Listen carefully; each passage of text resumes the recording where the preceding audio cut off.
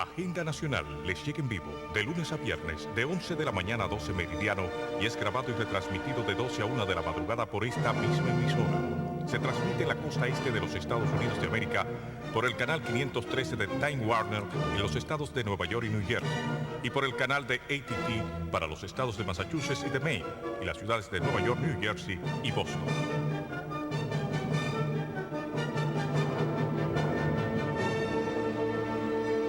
Saludos dominicanos en todo el territorio de la República y en ultramar en la costa este de los Estados Unidos de América. E igualmente a todos sus habitantes de habla hispana. Hoy martes 23 de julio del año 2002 les traemos otra edición de Agenda Nacional. Este programa sustenta los valores de la libertad y la democracia y el derecho de los dominicanos y los latinoamericanos al desarrollo económico y social con apego y respeto a los principios de soberanía y autodeterminación que sustentan y hacen posible la convivencia pacífica de pueblos y naciones, para identificar y analizar los obstáculos que han impedido e impiden que alcancemos la condición de vida y la felicidad a las que somos acreedores. Les habla Leopoldo Espaillat y para llevar adelante este programa contamos como siempre con la ayuda y colaboración de nuestro amigo el licenciado Roger Orlando Piña. Muy buenos días. Muy buenos días, muy buenos días. Colín, pues vamos a introducirnos en los temas de nuestra agenda de hoy. El presidente Mejía, agenda de viajes a Washington. Se verá con el presidente Bush. El presidente tratará de todo en Estados Unidos. Economía, comercio, política dominan agenda de Hipólito en los Estados Unidos. Hipólito discutirá hoy con Bush sobre libre comercio. También se reunirá con Colin Powell para tratar la situación de extraditados. Tercer titular dice, ven como misión imposible viaje de Hipólito a los Estados Unidos. Otto Reich, agenda incluye comercio y seguridad nacional. Regional. Correcto. Otto Reich es el subsecretario de Asuntos Latinoamericanos.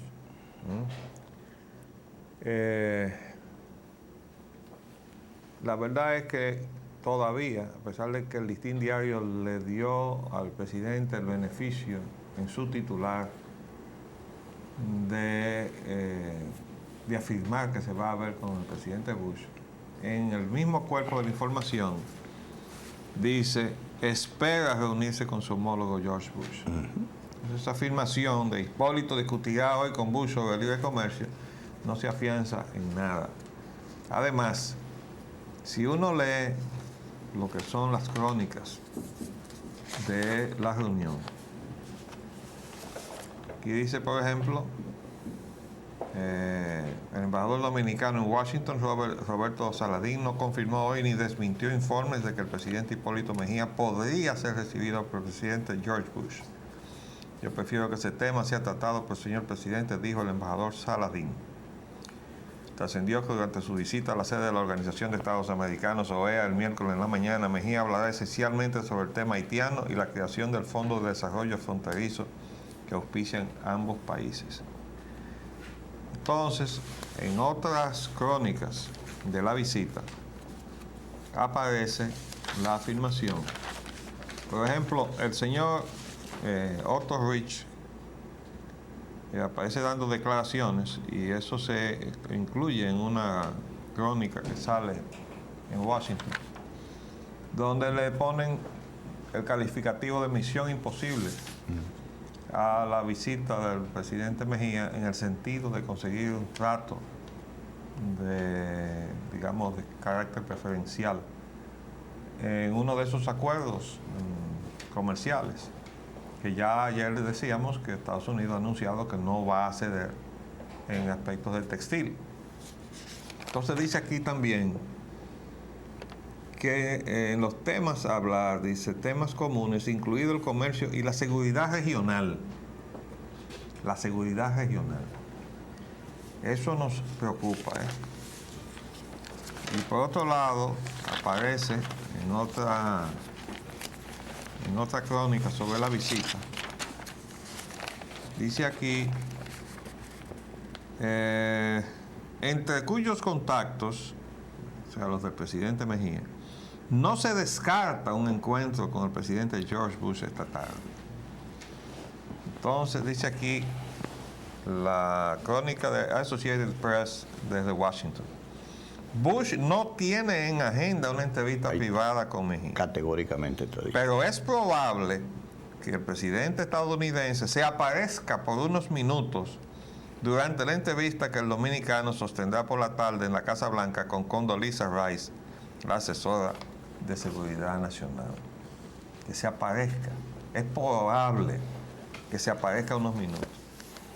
Hemos dicho que una visita presidencial no se puede organizar bajo estas premisas, porque eso va en desmedro de la dignidad que representa en su cargo el presidente de la República Dominicana, porque representa a la nación dominicana. Entonces, ya hemos dicho que la Cancillería que tenemos ahí está corriendo por todas partes.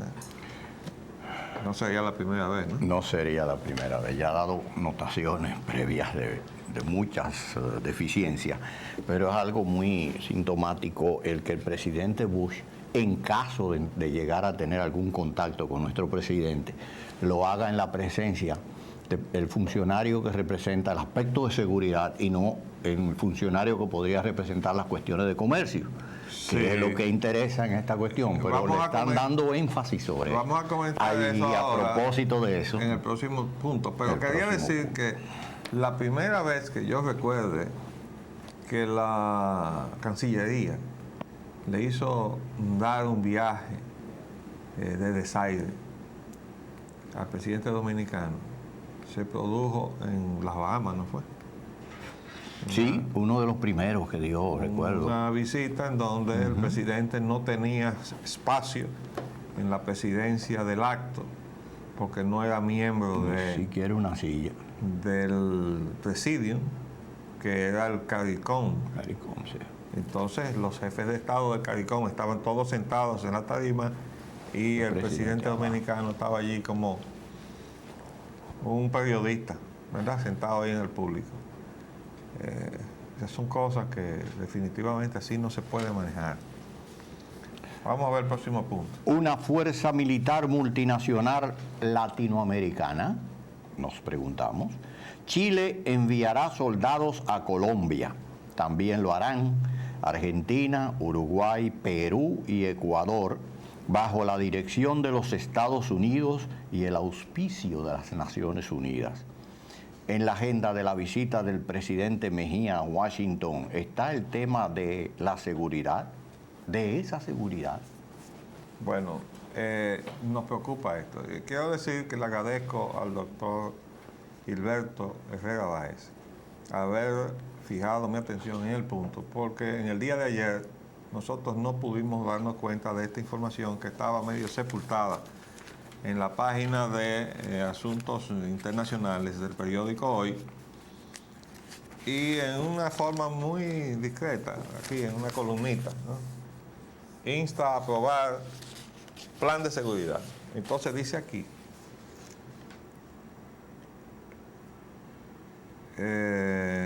perdón, esta no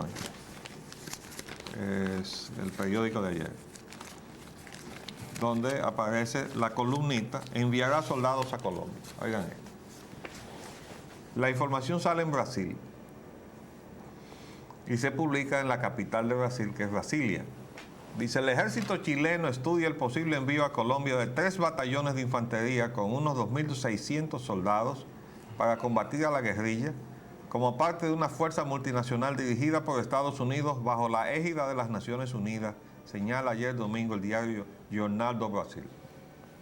Según el diario Carioca, los detalles del proyecto fueron descubiertos el pasado abril por Red Táctica, una agencia consultora de Washington especializada en negociación de armas en América Latina.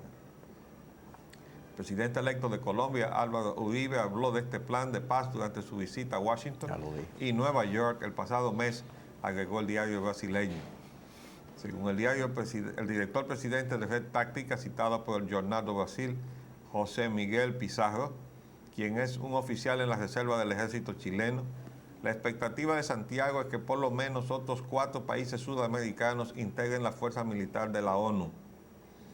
Se espera que Argentina proporciona un batallón reforzado y Uruguay un batallón de infantería, aseguró Pizarro según el diario, antes de proseguir que Perú no va a colaborar con un efectivo menor que el de Chile y Ecuador ya tiene fusileros navales en la frontera con Colombia.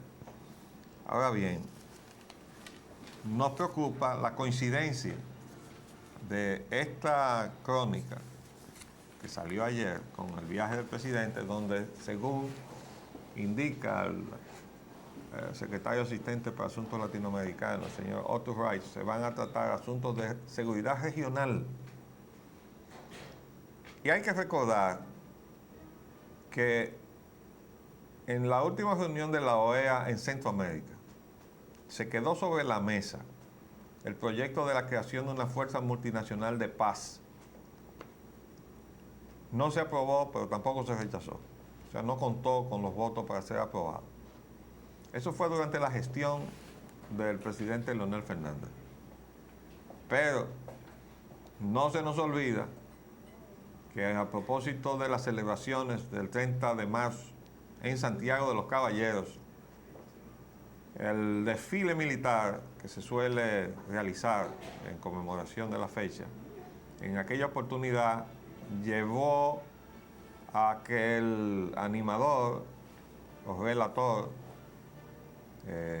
Osvaldo Cepeda y Cepeda, señalara a un batallón que estaba desfilando y diciendo, ese batallón se va a integrar a la Fuerza Multinacional de Paz Interamericana o algo así. Y es el batallón tal o más cual, ya le habían puesto hasta un nombre. Y todavía eso no estaba aprobado en la OEA y no se aprobó. Pero ya nosotros teníamos un batallón listo para ser integrado en esa fuerza. Esas son las cosas en donde se juega con los principios. La Constitución Dominicana prohíbe al Estado Dominicano intervenir en otros países. Se lo prohíbe taxativamente. O sea que de ninguna manera el Estado Dominicano puede contribuir fuerzas militares dominicanas para que vayan a intervenir en el territorio de ningún otro país latinoamericano. La Constitución Dominicana lo prohíbe. Entonces,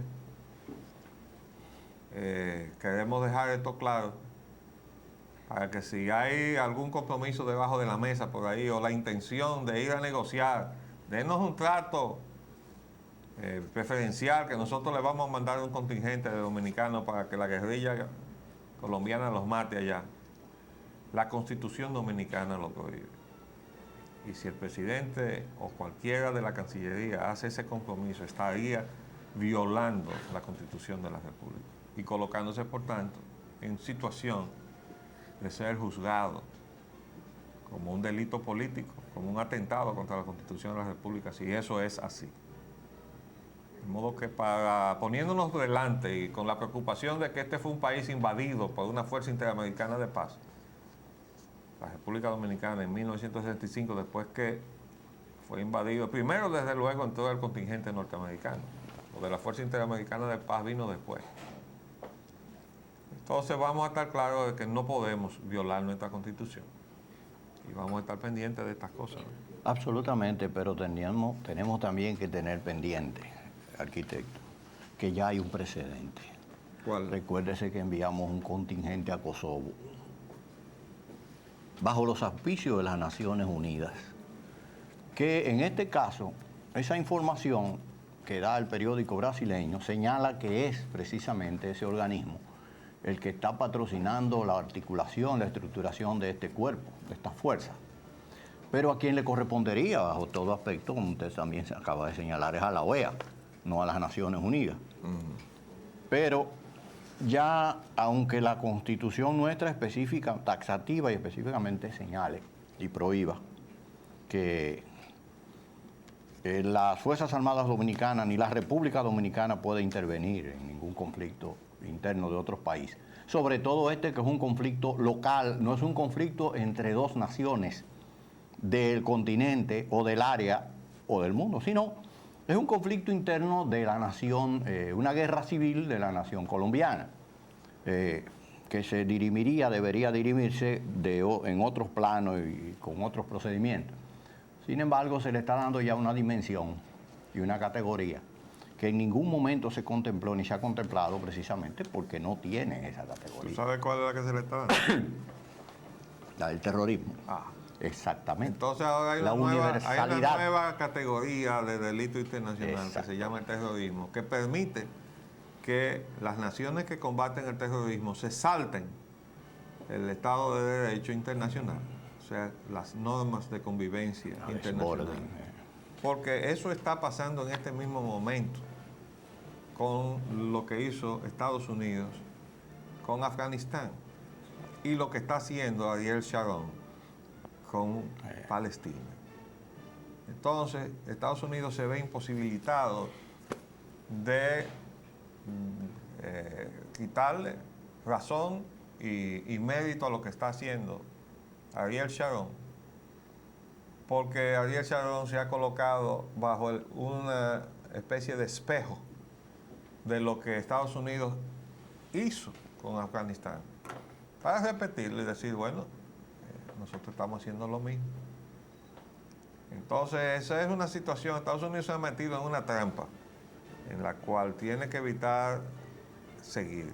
Ya se metió ahí y se han producido ciertas situaciones que van a traer sus consecuencias. Pero definitivamente, en este caso, y tú mencionabas con mucha propiedad lo de Kosovo, yo creo que fueron 12 que mandamos ahí. Sí, un contingente pequeño. 12 policías, yo creo Simbólico. que los escogieron. Déjame ver la gente de quien yo quiero salir. Fulano, Perencejo, Sultanejo, que hicieron una lista de indeseables. Mándenlo para Kosovo. Y allá fueron los 12 policías a pasar frío, a pasar necesidades. Recuerden que hasta se salió en la prensa un reportaje recogiendo todos los apremios que estaban atravesando esa gente allá, abandonados porque nadie se acordaba que estaban allá.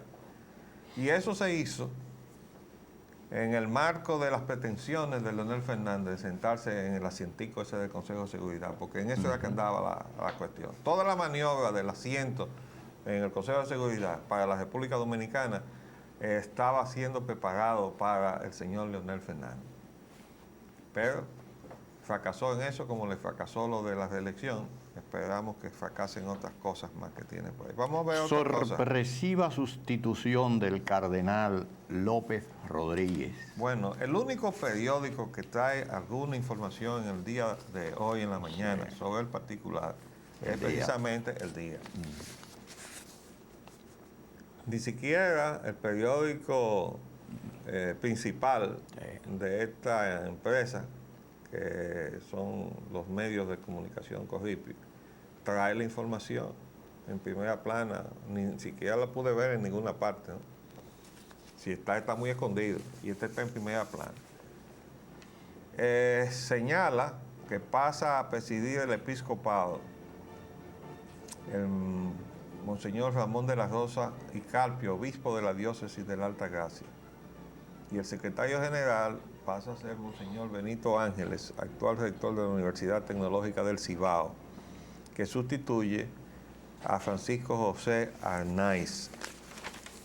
La remoción abarca otros aspectos, porque también renunció por razones de edad el obispo de Santiago. Al otro lado usted lo tiene, yo lo vi señalado. Dice aquí, la conferencia del episcopado dominicano escogió a un nuevo presidente y un nuevo secretario general que sustituirán al cardenal Nicolás de Jesús López Rodríguez y a Monseñor Francisco José Arnaiz respectivamente. Entonces sigue diciendo, la reunión en la que se hicieron los cambios se realizó hace unas 2 semanas en la Casa de Convivencia Virgen de la Altagracia en esta capital. Monseñor Arnaiz, obispo auxiliar de la diócesis de Santo Domingo y que fue secretario general de la conferencia desde antes de ser ordenado obispo, ya había presentado su renuncia al Papa Juan Pablo II por haber cumplido los 75 años límite para el retiro de los obispos.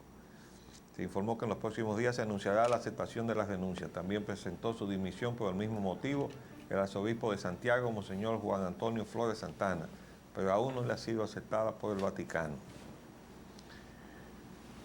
El anuncio oficial de los cambios será hecho cuando regrese el cardenal López Rodríguez, quien se encuentra en Estados Unidos, de donde viajará a Canadá para acompañar al Papa Juan Pablo II a la Jornada Mundial de las Juventudes. Después de esa reunión, el purpurado viajará a Guatemala a representar al sumo pontífice en un congreso eucarístico con motivo de la conmemoración de los 500 años de la celebración de la primera misa en territorio continental de América. Bueno, todo parece indicar que posiblemente designen al cardenal López Rodríguez en una posición fuera de la República Dominicana. Sí, indudablemente. Porque todo esto se hace coincidiendo con la visita del Papa a Canadá. Y fíjese que ya se anuncia que López Rodríguez va a representarlo en el evento de Centroamérica, porque la salud del Papa no le permite llegar allí. Entonces va en esa representación. Vamos a ver. Lamentamos desde luego que nos saquen del país a esa voz nacionalista, que no tiene nada que ver con la voz entreguista de otros obispos, que nosotros rechazamos. Que nos gastamos. El atentado contra la Constitución. Suprema no puede anular la reforma, dice un titular. Y el otro dice, de los dos de hoy, referente a ese tema, la reelección crea dudas entre juristas y legisladores. Bueno, la opinión de que la Suprema no puede anular la reforma se afianza en la opinión dada por el Procurador General de la República. Todo expediente que va a la Suprema Corte, la Suprema se lo tramita al Procurador y le solicita su opinión. Pero la Suprema no se obliga conforme a lo que opine el Procurador. El Procurador da su opinión y la Suprema entonces decide. Entonces el Procurador solicita que la Suprema se inhiba y dice que hay un hecho consumado. Bueno, nosotros no somos juristas, pero entendemos que un acto ilegal no puede engendrar legalidad. Es decir, si la convocatoria para la Constitución, para la Asamblea Revisora de la Constitución fue hecha de una manera ilegal, entonces el acto mismo no puede ser legal. Y las consecuencias de la reunión tampoco. De modo que creemos eso. A lo mejor resulta que estamos equivocados, como estamos equivocados en tantas otras cosas. Tantas otras cosas. Digo, equivocados entre comillas. Sí, ¿no? bueno. Después dice, la reelección crea dudas entre juristas y legisladores. Y esto se refiere a si es o no aplicable al presidente Mejía la posibilidad de optar a la reelección. Ya sabemos que en sentido práctico ya la reelección se cae con el requisito de reunir el 50 más 1, porque el presidente Mejía no consiguió el 50 más 1. Ahora, cuando inició su gestión, cuando fue a las elecciones en el año 2000, no consiguió el 50 más 1. Le faltó, y a pesar de que iban una serie de partidos aliados, que ahora no están aliados al PRD. Y además el PRD está dividido y se va a dividir más. Entonces, que el PPH, infiltrado en el PRD y con unos sectores externos, consiga el 50 más 1, esa sí es una misión imposible. Bueno. De modo que puede ser que le pueda ser aplicado si es que van a violar también la norma jurídica de la no retroactividad de la ley, y entonces en ese caso ya veremos a dónde vamos a pagar. Vamos a hacer un paréntesis para cumplir compromisos comerciales y volvemos.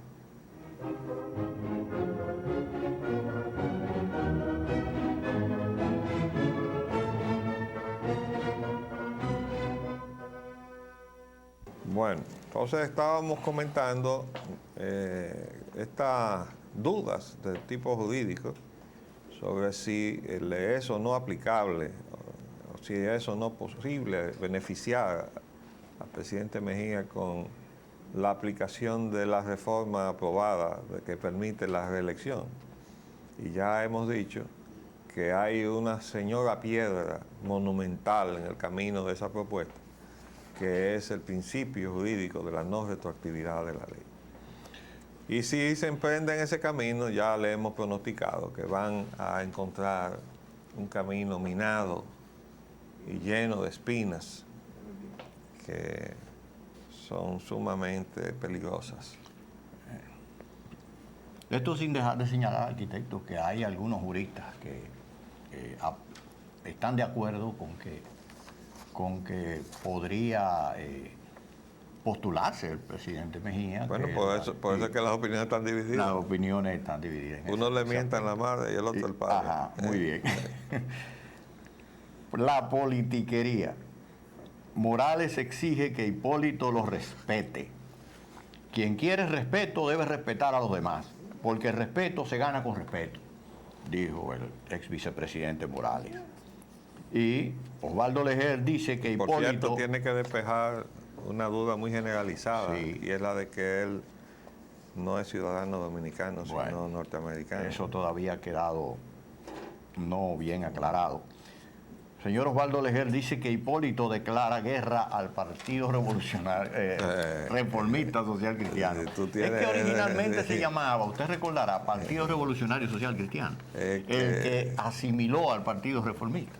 Entonces a mí se me ha quedado en la mente que así es como que debería llamarse. La nueva economía dominicana, la ley de inversión extranjera. Crisis financiera limita los autobuses de OMSA. Bueno, miren Ya esto. se Quería deteriora. mostrarle la ley de inversión extranjera. Esta era la ley que nosotros teníamos. Esta es la ley 861, que era una excelente ley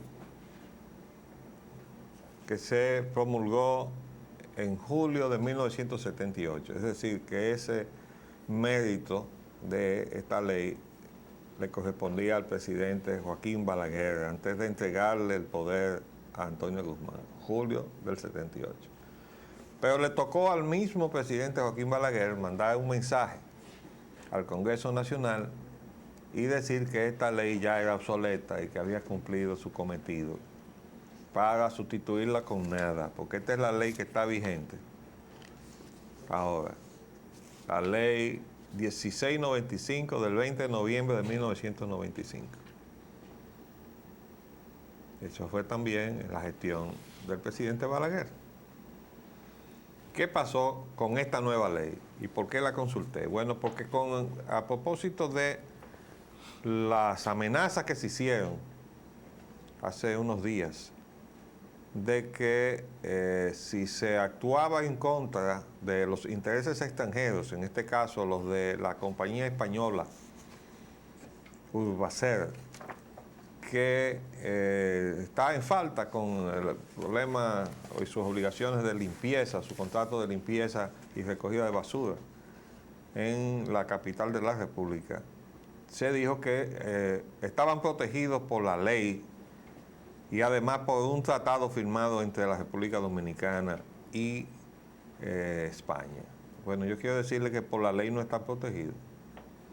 Yo la busqué precisamente para eso. Aquí lo único que hay es queda un remanente definitorio de lo que es cada tipo de inversión, la inversión extranjera directa, la reinversión extranjera, la inversión extranjera nueva, lo que es el inversionista extranjero, la inversión nacional y Banco Central, porque todo eso sirve para fines de una estadística que se lleva en el Banco Central pura y simplemente. Ya no hay ningún otro efecto de esta legislación. La única parte restrictiva es que dice, no se permitirán inversiones extranjeras en los siguientes renglones: disposiciones y desechos de basuras tóxicas, peligrosas o radioactivas no producidas en el país. Esto viene a ser una especie de gran disparate, porque esto no estaba en la otra ley. Pero dice que no se permitirá inversión extranjera en ese renglón. Quiere decir que se van a permitir inversiones nacionales en ese renglón. Eso es algo que sencillamente el país no puede permitir que se produzca. Disposiciones y desechos de basuras tóxicas, peligrosas, radioactivas, no producidas en el país. No importa a quién se le ocurra, ni siquiera al propio gobierno de la República Dominicana, ¿verdad? Porque eso es atentar contra la población dominicana.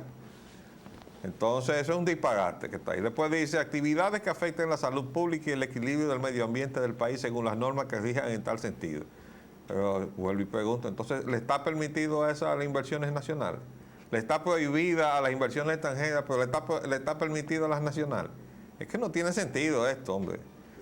Después sigue diciendo, producción de materiales y equipos directamente vinculados a la defensa y seguridad nacionales, salvo autorización expresa del Poder Ejecutivo. Bueno, eso sí estaba en la otra ley. Se le prohibía incursionar en cuestiones de seguridad nacional. Pero aquí le han agregado, salvo autorización expresa del Poder Ejecutivo. Bueno, pues ¿cuándo se le ha ocurrido a nadie que pueda entrar a algún país a hacer algún tipo de diligencia, gestión de negocios de esta naturaleza sin estar debidamente autorizado? Entonces, lo que está es dándole autorización al Poder Ejecutivo para que puedan entrar a esa tarea con su autorización a empresas extranjeras. O sea, está puesto en ese lenguaje envuelto de los politiqueros, ¿no? Que parece que están diciendo una cosa cuando están diciendo exactamente lo contrario. Y esa es la ley de inversión extranjera que tenemos ahora. Ahora, por ninguna parte aparece la garantía de que si le ponen la mano, que si tal o más cual cosa, eso no está previsto aquí. Ahora vamos a buscar ese acuerdo que firmó la República Dominicana con España, porque es probable que ahí esté alguna lesión a la soberanía dominicana y en ese caso ese acuerdo es inconstitucional y entonces nosotros lo vamos a reclamar, aunque no nos hacemos ilusiones con esa Suprema Corte que está sentada ahí. Pero haremos el esfuerzo. Aquí está la Constitución Dominicana y déjenme leerle el artículo 13. Dice, la soberanía de la nación dominicana como Estado libre e independiente es inviolable. La República es y será siempre libre e independiente de todo poder extranjero. Por consiguiente, ninguno de los poderes públicos organizados por la presente Constitución podrá realizar o permitir la realización de actos que constituyan una intervención directa o indirecta en los asuntos internos o externos de la República Dominicana o una injerencia que atente contra la personalidad e integridad del Estado y de los atributos que se les reconocen y consagran en esta Constitución. El principio de la no intervención constituye una norma invariable de la política internacional dominicana. La República Dominicana reconoce y aplica las normas del derecho internacional general y americano en la medida en que sus poderes públicos las hayan adoptado y se pronuncia en favor de la solidaridad económica de los países de América y apoyará toda iniciativa que propenda la defensa de sus productos básicos y materias primas.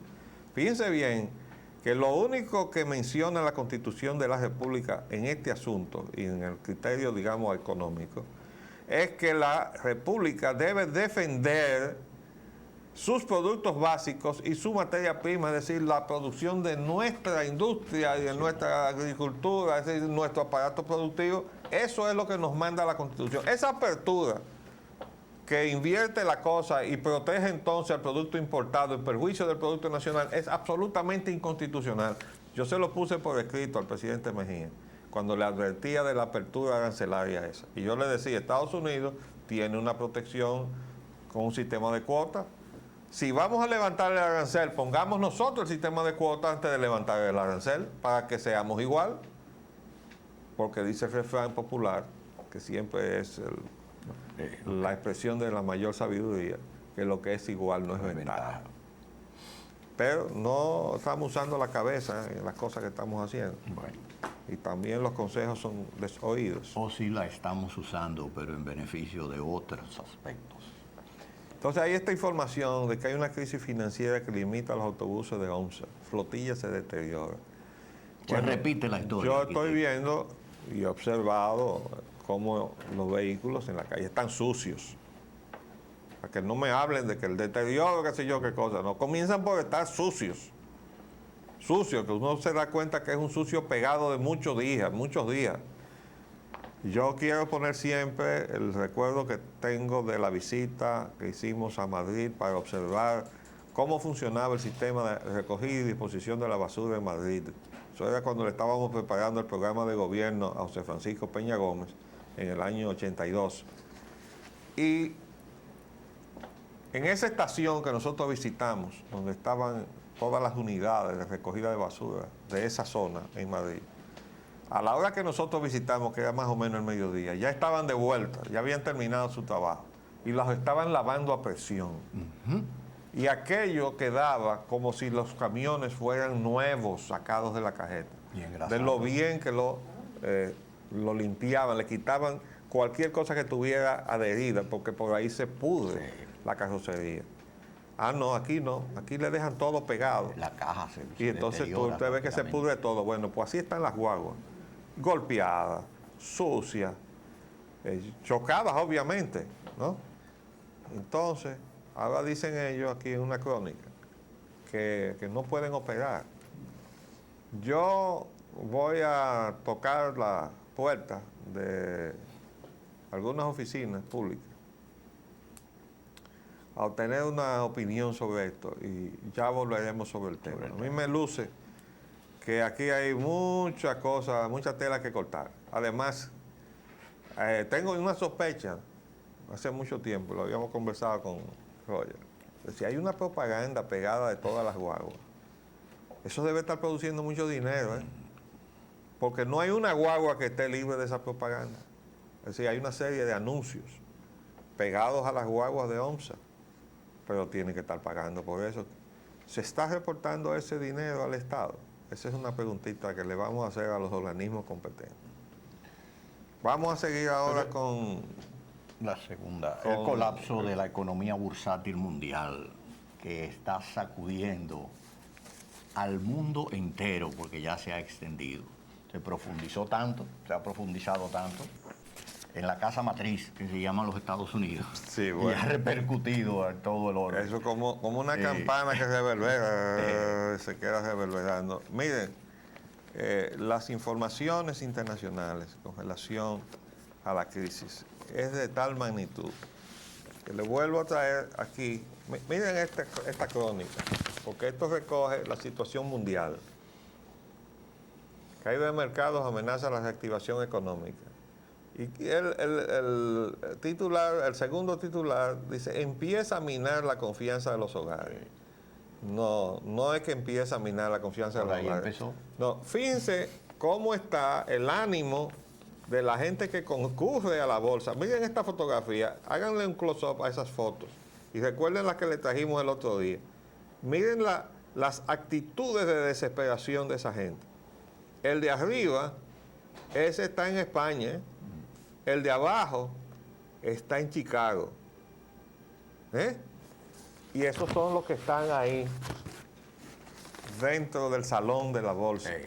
Que hay Quiero mucho más decirle fuera. que la gente que va a la bolsa a jugar generalmente son los representantes de pequeñas familias, es decir, familias que van allí y como una forma de asegurarse su renta para la vejez, invierten ahí, invierten o directamente o tienen sus fondos en grandes fondos mutuales o de pensiones y esos fondos han invertido en la bolsa y ahora se está produciendo un desastre. Le hemos traído la crónica de cómo eso ha afectado los ahorros de las familias de cierta edad que contaban con esos recursos para su retiro y ahora resulta que tienen que volver a iniciar la lucha económica ¿Y con qué? a media edad.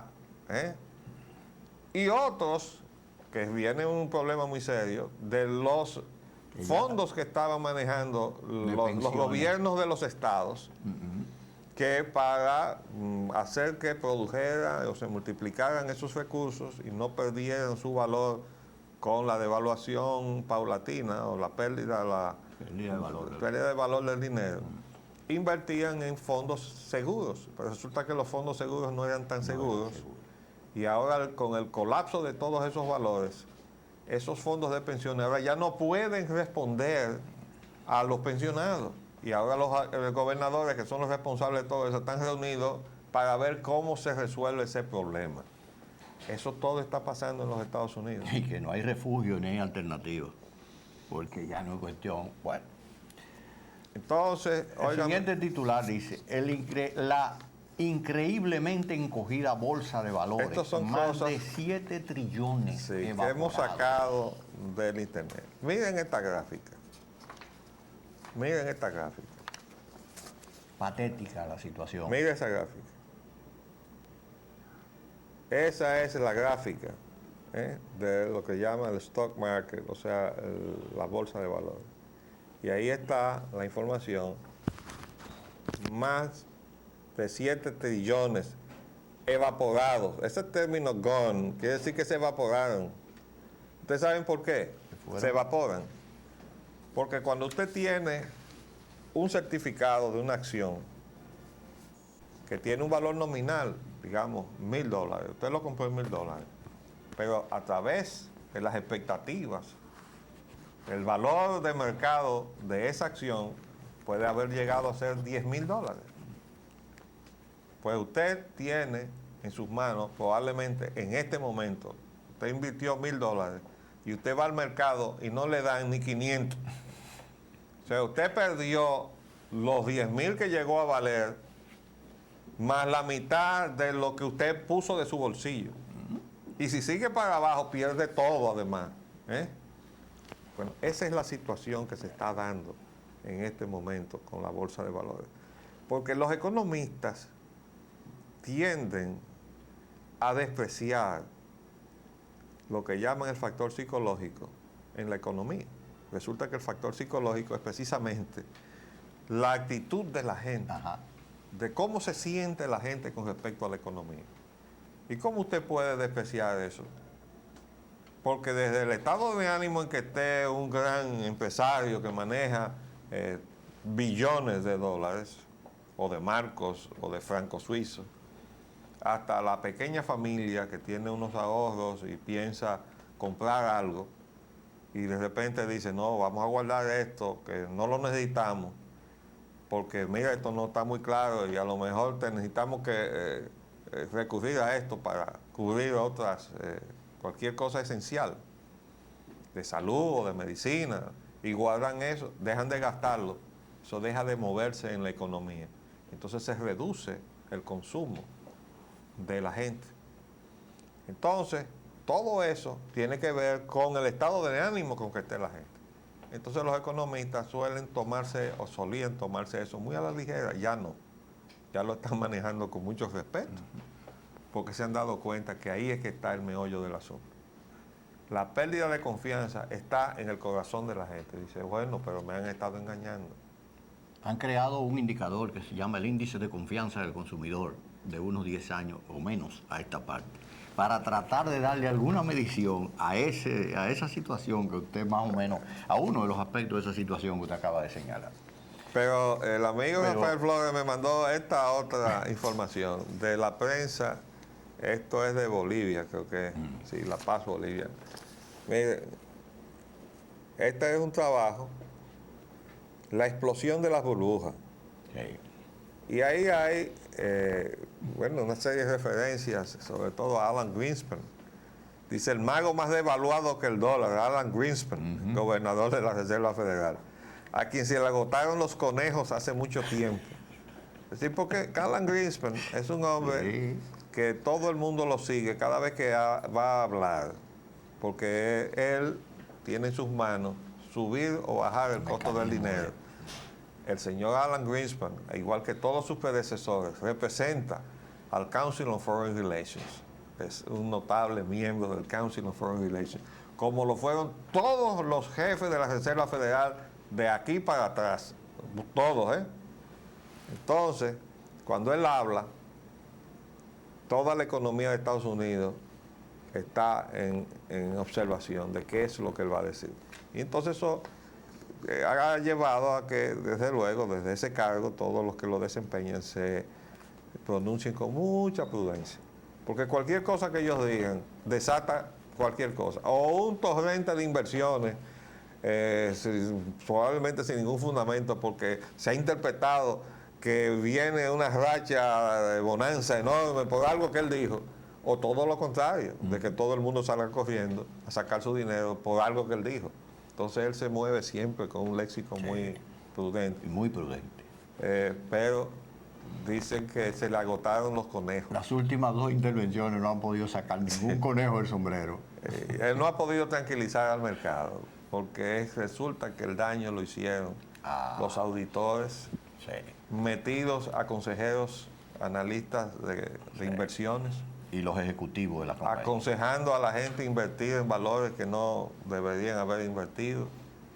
Y además certificando como buenos de estados fraudulentos. contables, inventándose beneficios que no existían y ocultando beneficios en otros casos, como los beneficios de los ejecutivos, ¿verdad?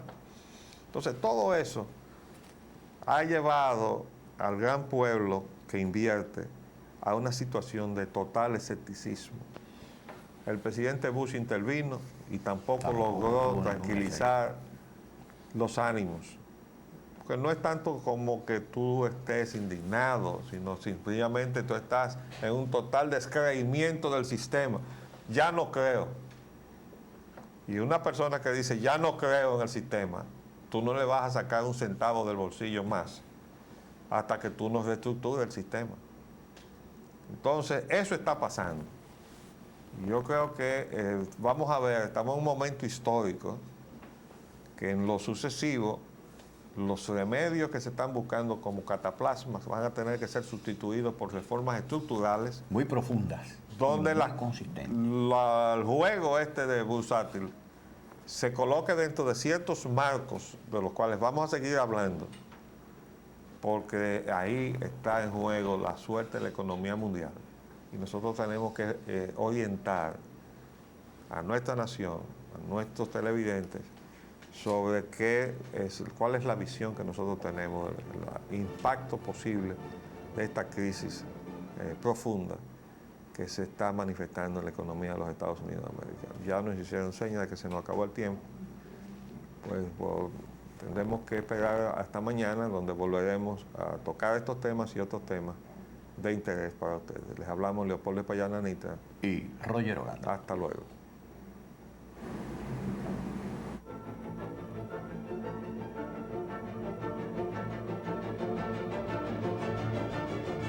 Agenda Nacional les llega en vivo de lunes a viernes de 11 de la mañana a 12 meridiano y es grabado y retransmitido de 12 a 1 de la madrugada por esta misma emisora. Se transmite en la costa este de los Estados Unidos de América por el canal 513 de Time Warner en los estados de Nueva York y New Jersey y por el canal de AT&T para los estados de Massachusetts y de Maine y las ciudades de Nueva York, New Jersey y Boston.